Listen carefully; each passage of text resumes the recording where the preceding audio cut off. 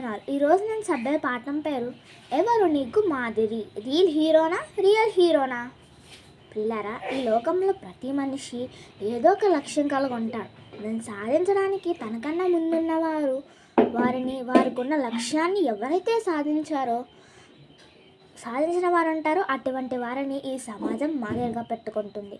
చాలామంది దేశభక్తులను, నాయకులను, రాజకీయ నాయకులను, సినిమా హీరోలను, నటులను మాదిరిగా పెట్టుకుంటారు. నేడున్న యువత మాత్రం ఎక్కువగా సినీ నటులను మాదిరిగా పెట్టుకోవడం మనం చూస్తున్నాం. సినిమాలో వారు ధరించే వస్త్రాలే ధరిస్తుంది యువత. వారి మాటల్లో, చేతల్లో అన్ని వాళ్ళు సినిమా నటులను మాదిరిగా పెట్టుకుంటున్నారు.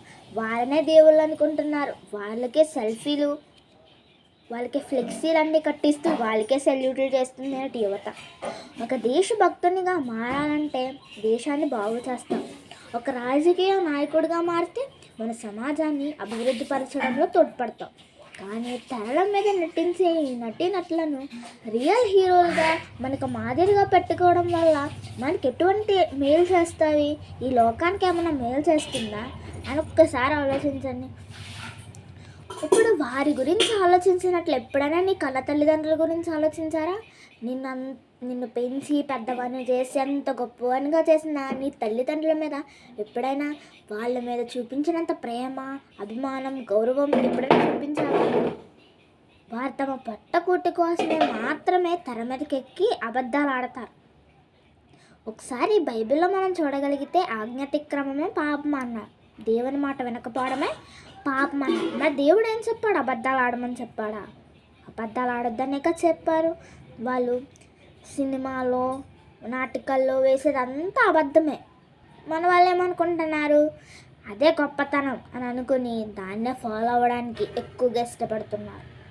అసలు వాళ్ళు అనుకునే హీరోయిజం అంటే ఏంటనుకుంటున్నారు?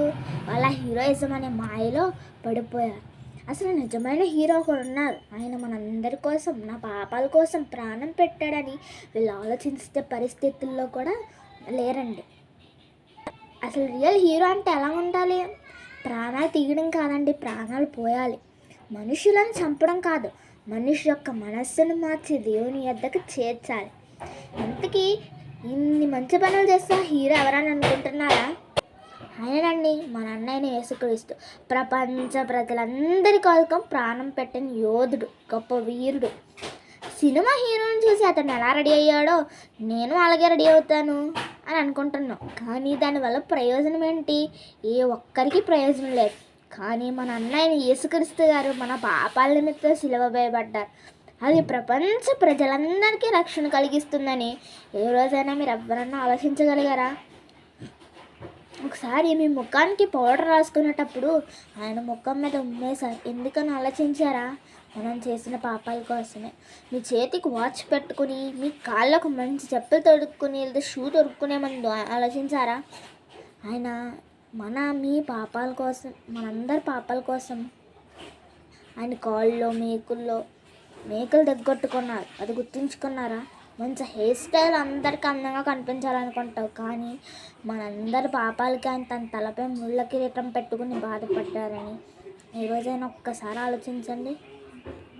మన పాపాలే ఆయన గాయాలుగా మారాయి. మన ఆత్మ రక్షణ కోసం ఆయన తన ప్రాణాన్ని త్యాగం చేశాడని ఆలోచించి గ్రహించి, కానీ రియల్ హీరోలను మాదిరిగా పెట్టుకోకుండా యూనివర్సల్ హీరో ఆయన యేసుక్రీస్తు మార్గంలో జీవించాలని కోరుకుంటూ నేను మాటలను ముగిస్తున్నాను. అంతేకాదండి, ఇప్పుడు యూనివర్సల్ హీరోని యేసుక్రీస్తుగాని మనం మాదిరిగా పెట్టుకుంటే మనకన్నా చిన్నవాళ్ళు మనల్ని మాదిరిగా పెట్టుకుంటారు. ఎందుకంటే మనం క్రీస్తులో ఉంటే అన్ని మంచి పనులు చేస్తాం కాబట్టి. ఈ చిన్న మాటలు ముగిస్తున్నాను. అందరికీ వందనాలు.